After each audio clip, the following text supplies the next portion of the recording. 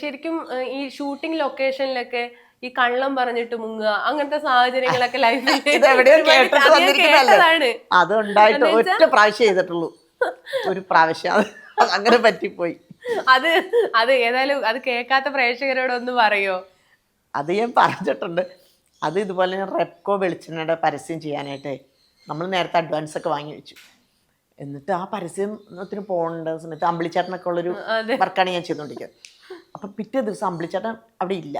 അപ്പം എനിക്ക് ഈ വർക്കിന് പോവുകയും ചെയ്യണം. അപ്പം ഞാൻ ഡയറക്ടറോട് പോയിട്ട് ഇങ്ങനെ നാളെ എനിക്ക് ലീവ് കിട്ടുമെന്ന് അസോസിയേറ്റിനോടൊക്കെ ചോദിച്ചപ്പം ഇല്ലില്ല ചേച്ചി മറ്റന്നാൾ രാവിലെ വർക്ക് തുടങ്ങും, പോകാൻ പറ്റത്തില്ല എന്ന് പറഞ്ഞു.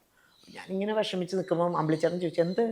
ഞാൻ പറഞ്ഞു ചേട്ടാ എൻ്റെ അമ്മൂമ്മ സുഖമില്ലാണ്ട് ഹോസ്പിറ്റലിൽ, അത് അത്യാസന്ന നിലയിലാണ്, അവസാനമായിട്ട് എന്നെ ഒന്ന് കാണണം എന്നാണ് പറയുന്നത്.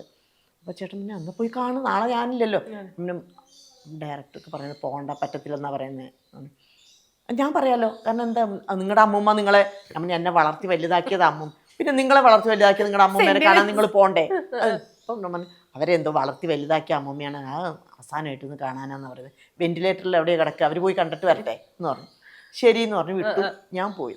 പക്ഷെ ഞാൻ അത് കഴിഞ്ഞാൽ പിറ്റേ ദിവസം ഞാൻ അവിടെ രാവിലെ 6 മണിക്ക് എത്തും. അത് ഷൂട്ട് മറ്റേ ഇവിടെ നമ്മുടെ വാഗമൺ.